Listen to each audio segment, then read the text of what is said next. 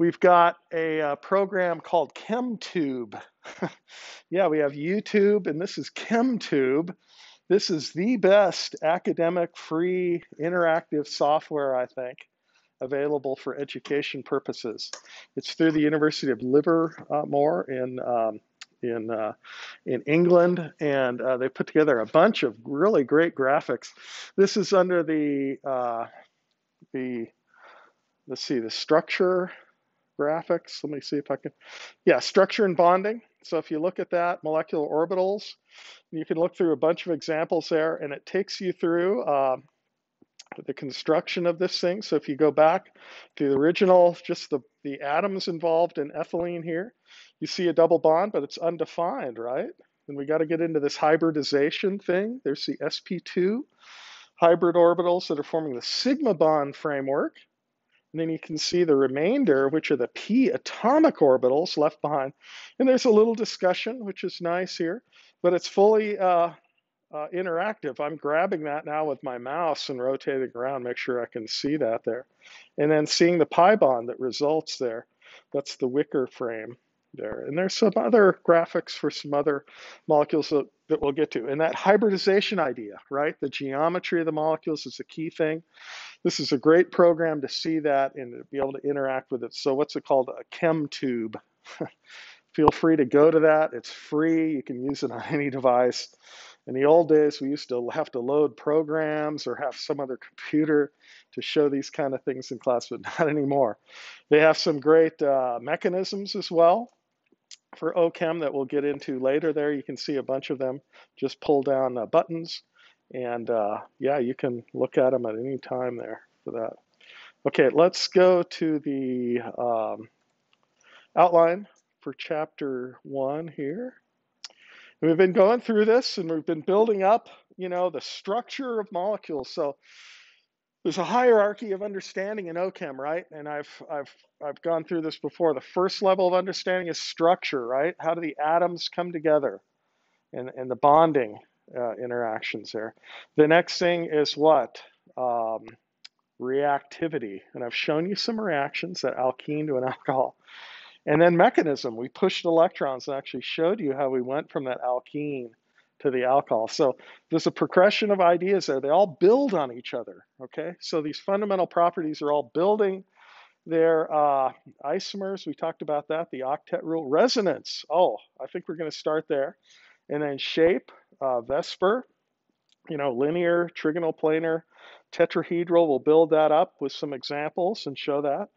But that doesn't say anything about how the orbitals are interacting. So these sigma and pi bonds, we're going to have to mix the atomic orbitals and make these hybrid orbitals, okay? So that's what we were just showing there with ethylene.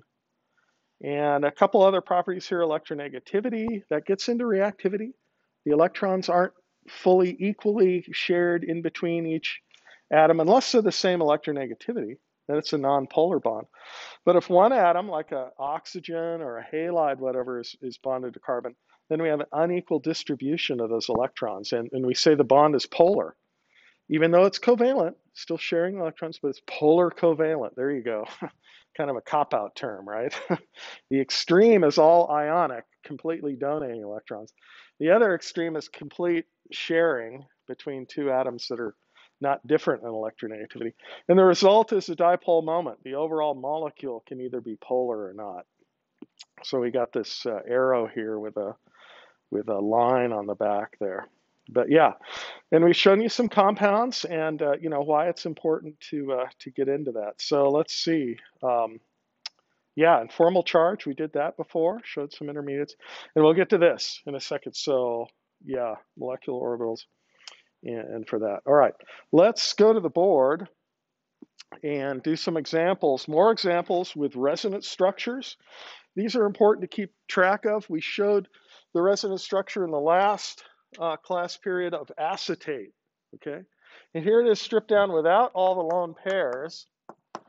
You can draw them all in there. And formal charge-wise, you should know why that oxygen's negatively charged. That's one localized structure. We can draw another localized structure here. And when we relate resonance structures, we always have a double-headed arrow. And we can draw a degenerate resonance structure in this case, where the double bond, the single bond have exchanged places, right? Now, what's the true structure of acetate, though? I also showed you some empirical data, right? Some measured data from X-ray diffraction. And what did that say? This is not truly a double bond here, and it's not truly a single bond here, okay? Bond order 2, bond order 1. That's an incomplete depiction of what acetate really is. What acetate really is a hybrid of these two localized Lewis dot structures, okay? The true structure has it like this. So we can say that this thing really equals this, where we have a bond order of 1.5 on each carbon-oxygen bond because of the same length, right? At least that's what the X-ray data said. So our complete model says, because these lone pair electrons can resonate between the two oxygen atoms, it changes the bond order there, and the true structure is a hybrid between the two, okay? This is not equilibrium. These are not two distinct species that are exchanging here, okay? We're simply moving what?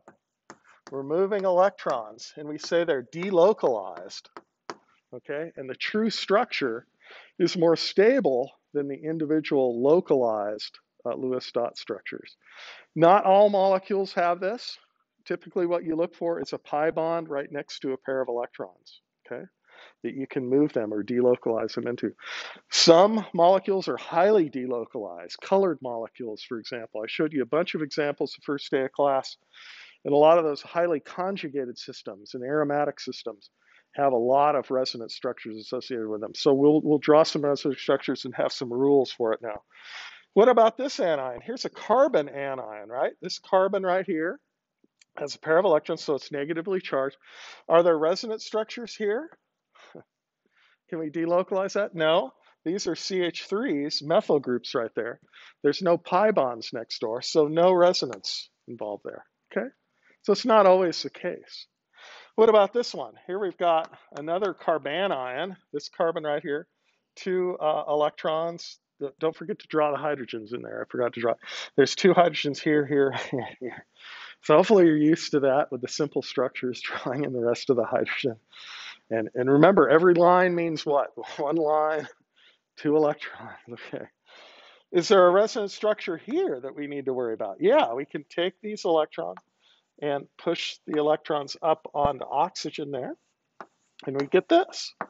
We get a double bond right there. So what do we say? The true structure of this anion, because it's right next door proximity-wise to the carbonyl, the carbon-oxygen double, we say it's stabilized. It's resonance stabilized, okay? Double-headed arrow. The true structure would look like this. We don't always draw the true structure, which is kind of unfortunate. A lot of times with the mechanisms, we'll just go from one of the Lewis structures. But you should recognize there's resonance there, be able to draw them, okay? We'll be able to say in a minute which resonance structure is more important, okay? Who's read ahead? Who can tell us which one's more important? The negative charge on carbon or the negative charge on oxygen? Yes. It's the one on carbon, you think? Why do you say that?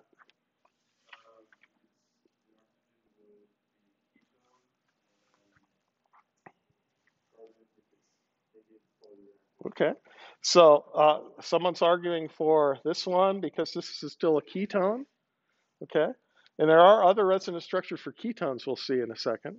Negative charge here, or double bond here between carbon, and then O minus. It actually turns out it's better to have the negative charge on the more electronegative atom. And which atom is more electronegative, oxygen or carbon? And we need to review that too here at the end of chapter 1.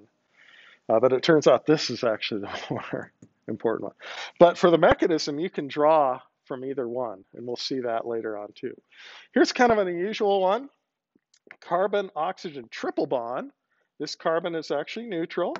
It's only one lone pair on this oxygen, so if you add up your formal charge formula there, this is indeed a plus charged oxygen.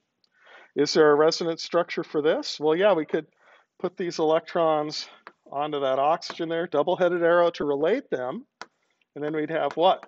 We'd have the two lone pairs of oxygen. That becomes neutral, but now where's our plus charge? Oh, it's right there. And that's the thing. Usually they're all the same charge.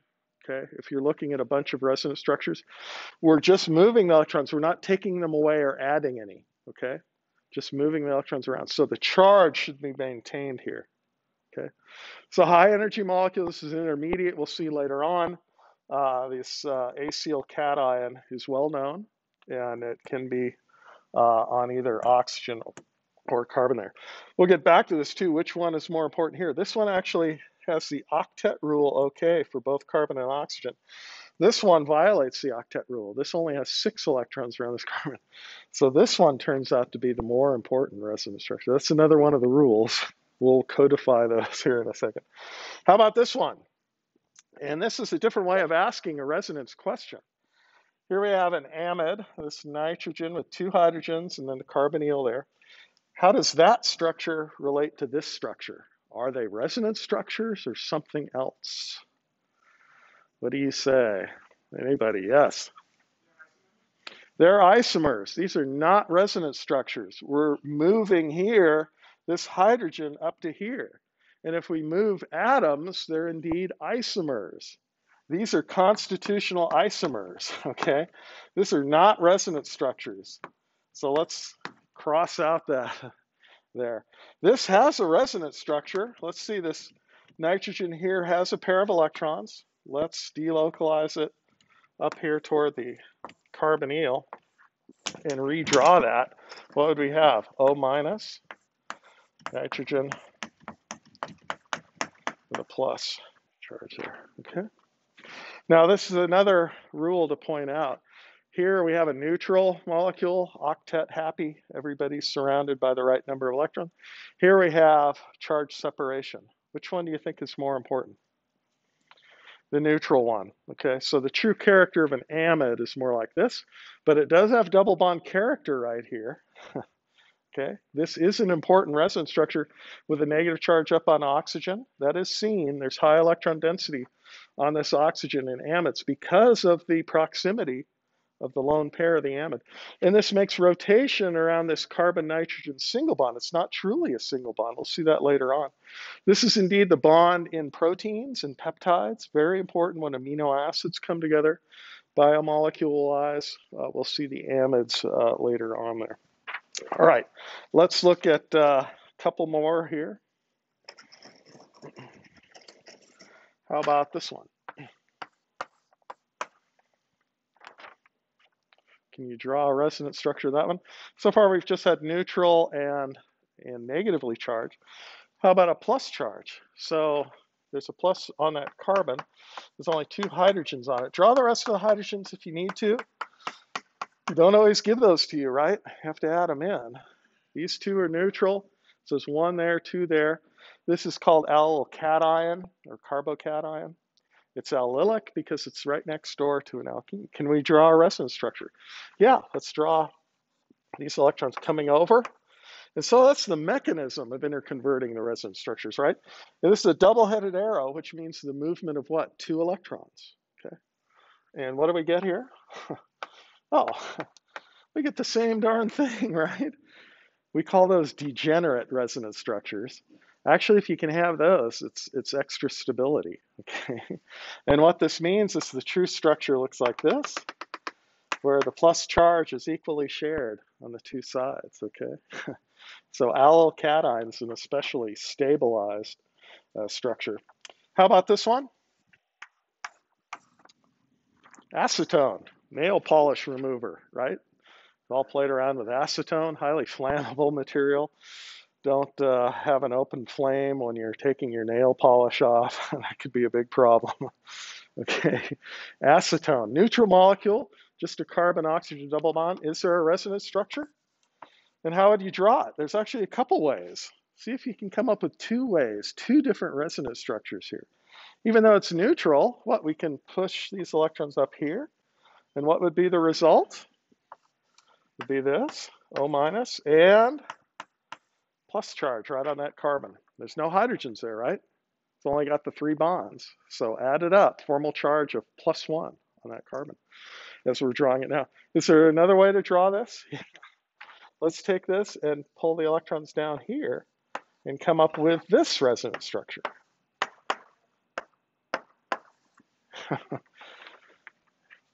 Which one do you like? Which one do you not like? Don't like any of them. I don't know. Which one's the best? The one on the right or the one on the left? One on the right, why do you say that? Because the negative charge is on the oxygen. Yeah, and they agree with that. Even though we do have octet rule violation here, the best resonance structure is the neutral one. The next one that has the character actually of the reactivity, and I'll show you that. Let's see. When acetone or carbonyls react, nucleophilic reagents that have excess electron density or negatively charged, we'll see a lot of nucleophiles here coming up, they will tend to attack right there, and the type of products we'll get correspond to that lack of electron density at the carbon of the carbonyl, okay? Now, the true structure is, of course, this, but the character is such that nucleophiles will attack there, and you see, push the electrons up and give this type of a product, okay? It's not adding on oxygen, okay? The plus charge there being on the more electron negative atom is not good, and they don't react as nucleophiles or high electron density. Okay. So we'll say more about that later, but you know, there are three structures here. This is the best, then I'd say this one's next, and this is definitely the worst, okay? Even though you can draw them all there. All right, how about this one? Let's have one where we've got another cation here. So it's kind of like this one. We've got an oxygen next door to a cation. So this is an ether.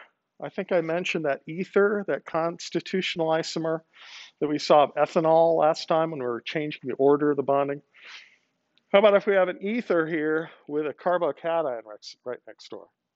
Well, yeah, we've got lone pairs next door. So the logical resonance structure is what? This. Let's do that resonance-wise. Double bond. And those two hydrogens there. Now, where's our charge? It's on oxygen, okay? And add it up. Let's review formal charge just real quick. How do we know that this is a cation now, this oxygen? Called an oxonium ion. What formal charge for that oxygen? How many valence electrons on oxygen? 6, yep, you can see that. How many bonds? 1, 2, 3. And how many total lone pair electrons? 1, 2. So indeed, yeah, +1, okay? Sorry about that. I told you there'd be no math in OChem. There's a little bit of math. No Schrodinger equation, okay? No differential equation. But a little bit of bookkeeping, keeping track of things, okay? You see that, the charge there.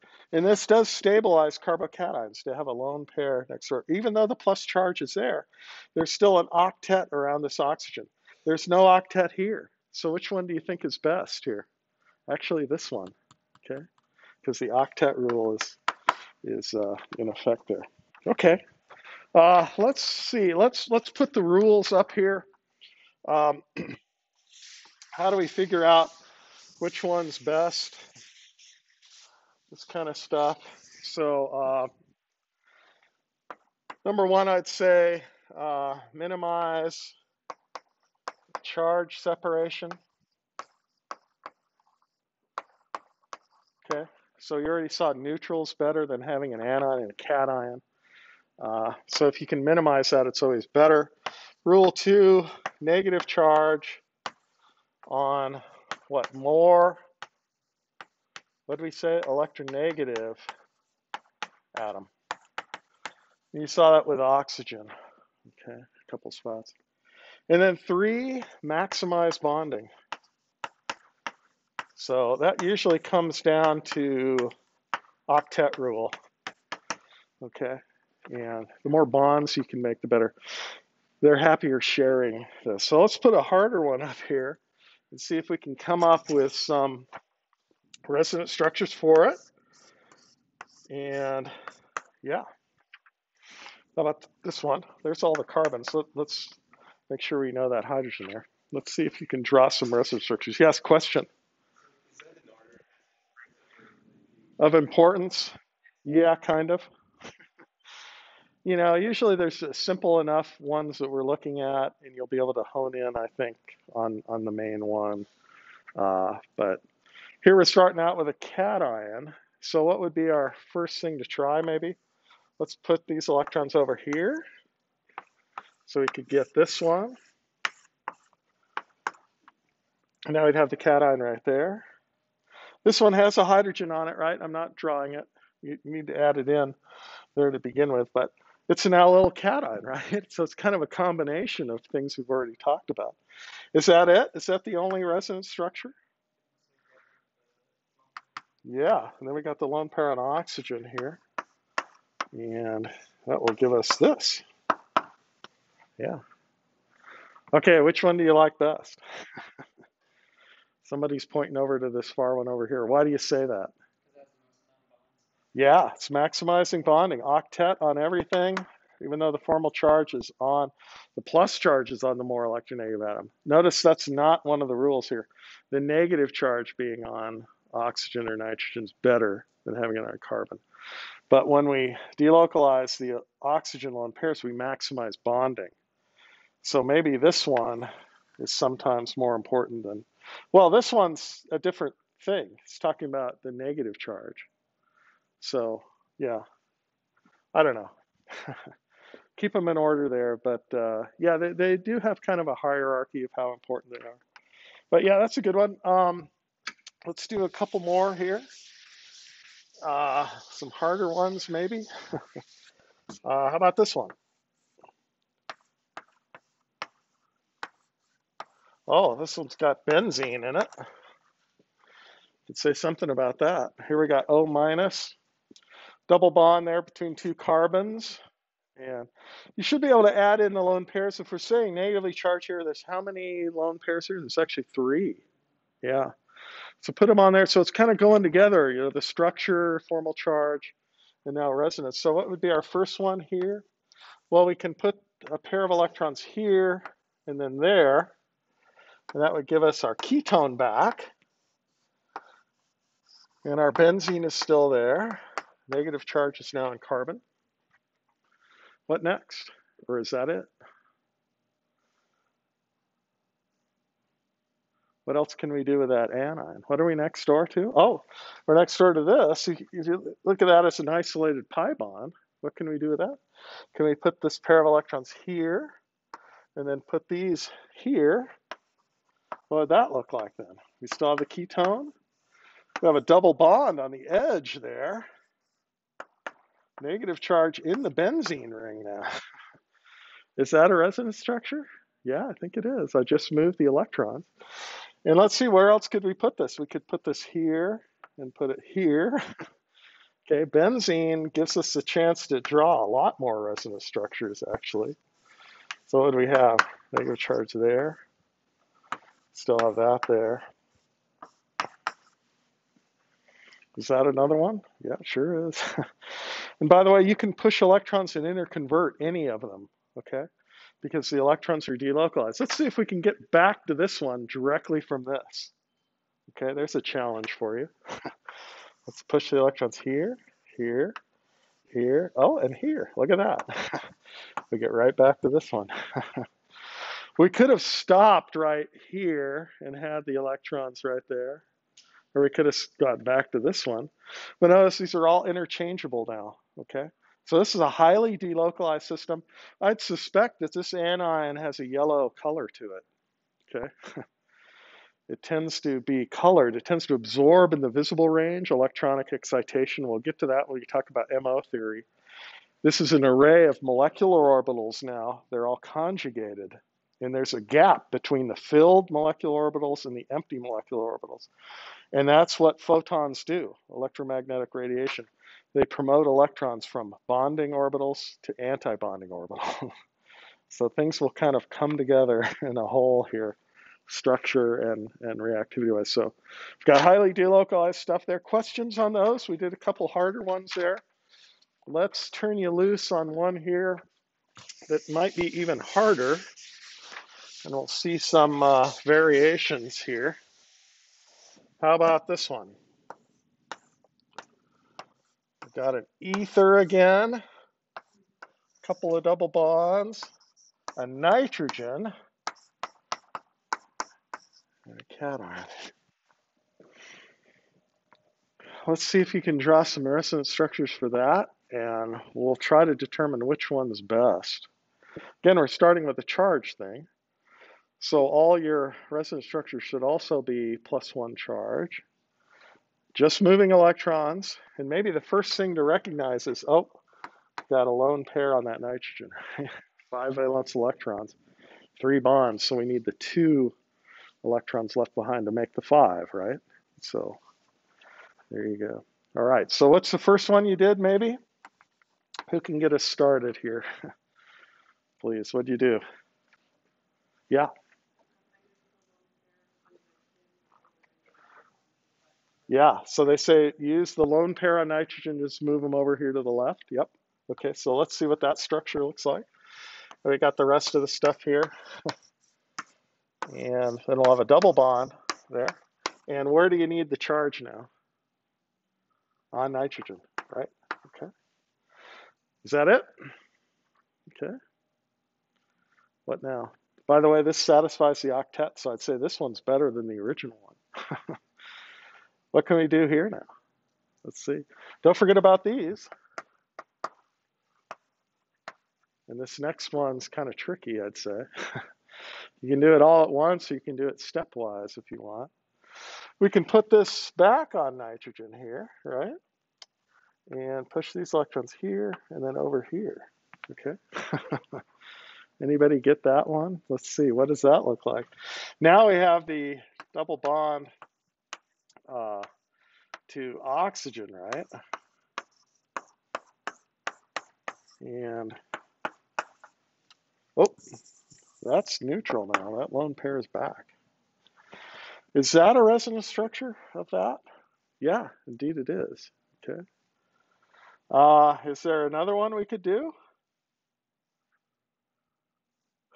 Let's see. Well, we could have stopped at this point and what had the double bond here. Oh, and we could have had like a negative charge in between with 2 cations. That would have been higher in energy. I think these are the 3 important ones. There's some other ones that have more charge separation. Anybody come up with one of those? Should we do one of those just to point that out, maybe? So we could do this one. Let's see. And have a negative charge on this carbon. Okay, what would that look like? I always hesitate to do too many of these. Okay, yeah. Plus charge. This is still plus. Oh, and that might be negative. Okay, yeah. Do you see why that may not be as good? Well, you have more charge separation, right? And this violates the octet rule. And you have 2 cations here. But again, it points out that this entire pi system is fully delocalized. This is also a colored molecule, okay? But I'd say, which one's best? Oh, that's kind of a tricky thing here. Is nitrogen being a cation better or oxygen being a cation better? Nitrogen, it's less electronegative than oxygen. Oxygen's further to the right in the periodic table. Remember, electronegativity increases over there. We'll have to review that. So I'd say this one's probably the best one. Okay, then this one, then this one, violating the octet, and this one would be very minor. Okay, so does that give you a feel for doing a harder one there? I think that's good. If you have an aromatic ring, you can go through there and figure that out. All right, let's get into shape. So what's the geometry of these molecules? So let's go back to the overhead here. Here's what we're stuck with, right? We have these molecular orbitals. Does that tell us anything about bonding or geometry? No, not really. It just, oh, sorry. Let me get that on. The atomic orbitals of carbon just help us out with where they start, right, on the atom. How does this carry over into the geometry and what we need to know about? Well, we need to invoke this theory, right? Valence shell, electron pair, repulsion theory, okay? And you probably heard about this first in high school, but we'll review it here with some balloons here. It's an important thing. And what does this mean? Electrons repel each other. So when we put them together in a molecule, we want to minimize that electron proximity because they are charged the same way, negatively charged, and we need to spread them out within a molecule. Okay, it's kind of a logical thing, I think. But how do we relate it to the atomic orbitals? That's the tricky part. We need hybridization for that coming up, right? But what does valence shell electron pair theory say? Well, if you have an atom with two ligands on it, and L means something that's ligated to a central atom here. If you only have two there, we call that digonal geometry. And there's just this pair of electrons and this pair of electrons trying to get away from each other. So what's the bond angle here? Theta between the two. And theta is related to what? A 3-atom process, LX. And it's this internal angle right here. We're talking about theta, okay? And so if you just have two ligands here, and there's nothing else on this X group here, okay, it's just bonded to two things. The theta angle is what? 180, which is just 360 divided by 2, okay? So that makes it, oh, more math in OChem. Sorry about that. Okay, what if we have 360 divided by 3 is what? 120.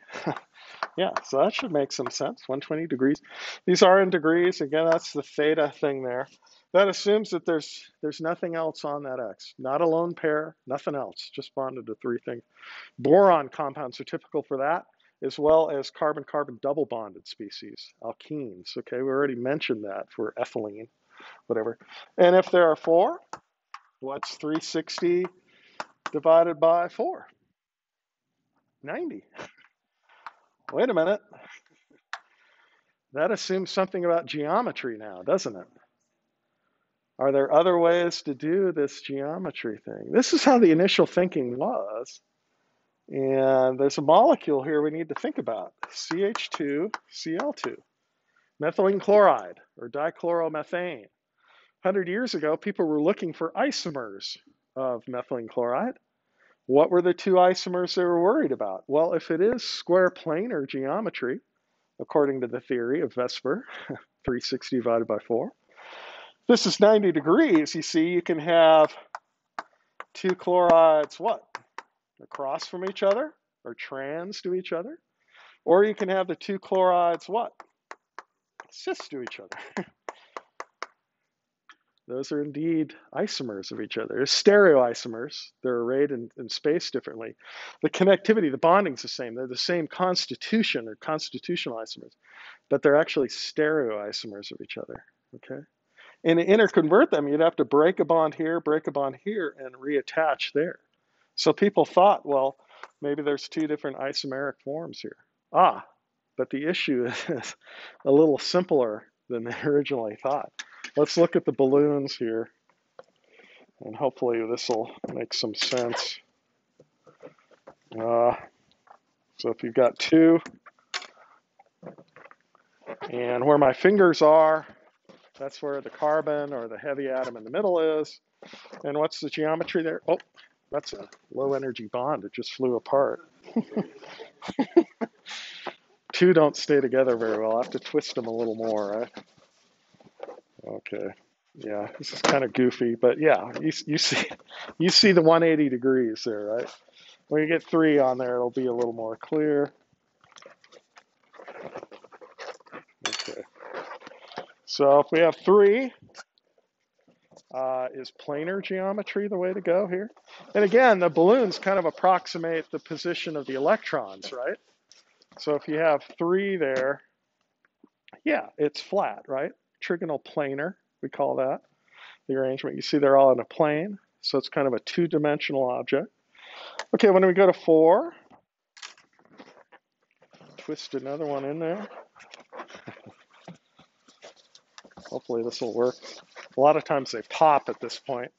That's even more exciting, right? Don't worry, they're not hydrogen balloons. Wait a minute, is that square planar? That's something different, isn't it? Let's make it square planar. Ah, there we go. Square planar. And notice they gave me red and pink today. So which one would this be? This would be the one here, where they're like that. Is that how they want to be, though? 90 degrees to each other? Is there a better angle to have? Yeah, let's bump it a little bit. And oh, it doesn't stay at 90, does it? What's this? That's now a three-dimensional object, right? So I have X here. Two ligands can be in a plane there, and then two ligands coming out. Okay, this one coming out of the plane there. So let's put the two red ones maybe in the plane there. And what, one pink one's coming out here? And what, one pink one's in the back there? What's that bond angle? It's no longer 90. What is it? Yeah, 109.5. That's the magic bond angle. If carbon has four groups to it, which a lot of carbons do, it's going to have tetrahedral geometry, not square planar. It's going to have that. And let's see, if we have isomers of chloride, let's add in here two chlorides and two hydrogens for methylene chloride, right? Where is it? I've got it right here. Two chlorides, yellow there, and then the two hydrogens, one coming out, one in the back, right? Tetrahedral geometry, 109.5. That's a wider angle than 90, right? So there the electrons are able to minimize their repulsion a little better by being tetrahedral. And are there isomers of methylene chloride when it's tetrahedral? Let's see, we can tubble this around in space. We can pull off atoms, interchange any two. Do we get a new isomer? No, the two chlorides are still adjacent to each other. Play around with models and convince yourself. There are not two isomers of methylene chloride. There's only one, okay? One isomer. And that's because of the bonding, the tetrahedral arrangement here, okay? It's a fundamental concept, 109.5. But again, how does this relate to the atomic orbitals? Let's look back up at that. So again, the p atomic orbitals are what, 90 degrees to each other. So you can kind of see why they were thinking about this square planar thing. So we won't criticize our chemists of 100 years ago too much. We know 109.5 now tetrahedral with 4 bonds. But they were looking at atomic orbitals initially and thinking deeply about what the structure might be. They looked for these isomers. They didn't find them. There was always just the one. And when we get to MO theory, go through that. Let's relate this back to a couple other atoms. So not just methylene chloride. Of course, VESPR says anything that's 4-coordinate will be tetrahedral in nature.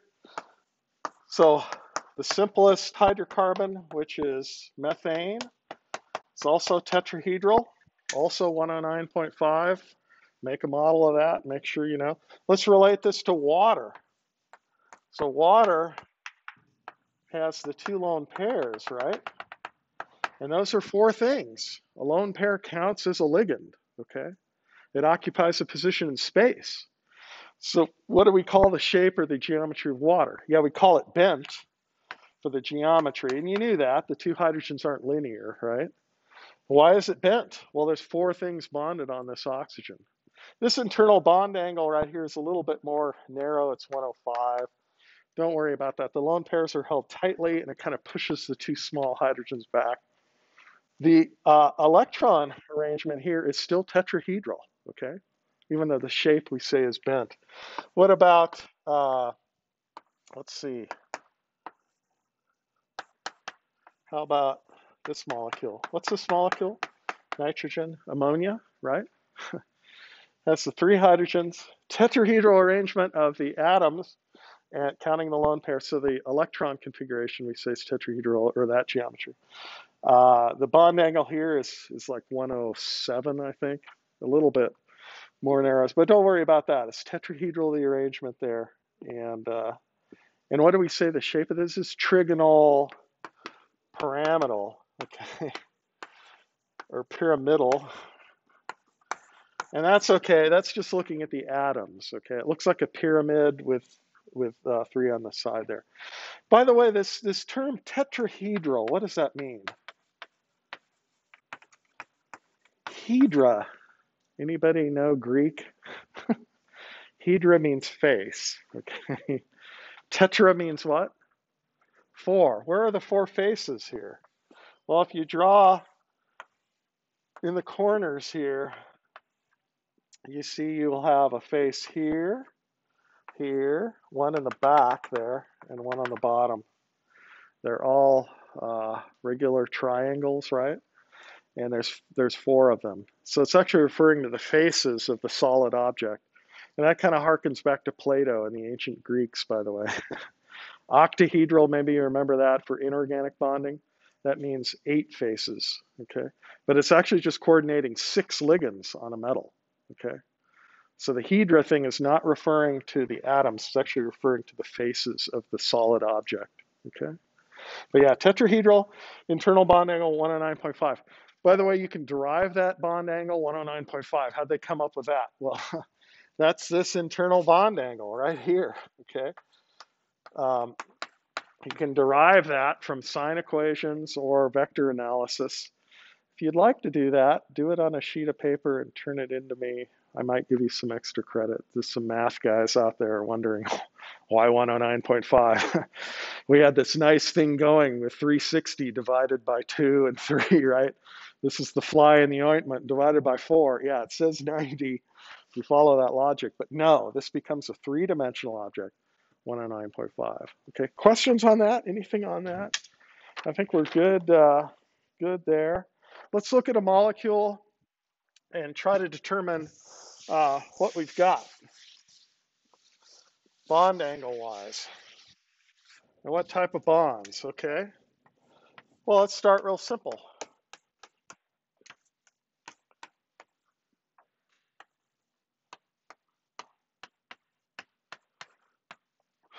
What's the bonding angles of all of those? 120, okay, right here, 120. Right here, or here, 120, okay? Why? Because this carbon's bonded to 3 other things, right? Boron only has 3 valence electrons, so there's an empty orbital here. It's actually a p empty orbital, and around the periphery is where all the ligands are, and 120 is fine there because there's no lone pair on that one. What about this one? Acetone, we just talked about that. Also 120. But are all of them 120? Can you see a bond angle that might be different? Don't forget, add in your 3 hydrogens. What about that bond angle? And that bond angle for that matter. And that one. And this one. What are those? Those are all 109.5, right? There is 120. It's right there, right? And over here, okay? But within the structure, you should be able to see those things. Okay, how about this one? Phenylalanine. Let's look at an amino acid.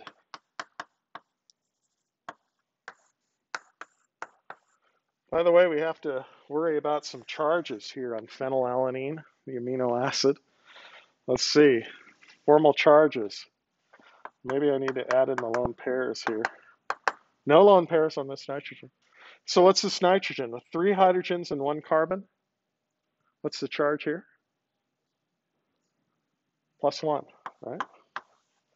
That molecule's incorrect without that charge drawn on there. And that really changes the properties. It has ionic character there because it's protonated. What about this oxygen? Neutral, it's 0. What about this one? -1. Okay, so good. We got that part. We're bonded here, a lot of things. Can you find 120 degree theta angle? And can you find some 109.5 tetrahedral ones? Let's see. Don't forget, add in your hydrogens here. So everything around here These carbons have 4 groups, so these are all, what, 109.5? So where are the 120s? We're right here and here. These are all 120s. How about the benzene? Got to add the hydrogens on there for phenylalanine. And look, these are all trigonal planar. In fact, the whole part of that molecule, the benzene functional group, is flat, planar. All 12 of these atoms actually flatten in a plane. And what's the bond angle here and here? They're all what? 120. So that's consistent with everything we know about this molecule when we look at the X-ray diffraction and actually look at the 3D coordinates, the shape of that molecule and everything. All these bond angles are there. Oh, here's one to look at. We've got the 3 hydrogens on there. What about the bond angle there on the nitrogen? It doesn't have to be carbon in the middle. There's 4 things bonded to this nitrogen, so what must be this bond angle here? It's also 109.5. Okay, yeah. So that's good with a more complex molecule there to begin to figure that out. All right, let's see. Yeah, we're out of time. What we're going to do next time is solve this problem. We have a problem. The geometry by VESPR says 109.5 and 120 and everything. Look at the bond angles here for the p atomic orbitals. They're all 90 to each other. How do we rationalize that discrepancy? We have to do MO theory. And we're going to start with a simple 1 hydrogen here and make sigma bonds and sigma star bonds. One of the rules here for MO theory is we have the same number of molecular orbitals that we have atomic orbitals when we start out. And that's a simple idea, but then we can do hybridization. We can mix the P's and the S here to make 4 equivalent sp3 orbitals that all adopt the positions of the tetrahedron. And that's Linus Pauling, another American chemist at Caltech in the 30s and 40s, came up with a solution to this discrepancy. So this hybridization thing is we're trying to rationalize the structure of the atomic orbitals with the actual observed observations of the molecular orbitals in this 109 and 120. So we'll have that sp3. Oh, there's your derivation of the 109.5. So have at it mathematically if you'd like. And we'll do the MO diagram for ethane also. And then we'll do ethylene. We'll have sp2 hybridization, leaving behind a pz. That's the blue atomic orbital there. And why do we leave that behind? To form the pi bond. Okay? So we'll get into this just qualitatively. Okay, no math. We could do the Schrodinger equation and Pauling's full analysis of mixing and matching mathematically the atomic orbitals. We won't, but we'll show it to you pictorially.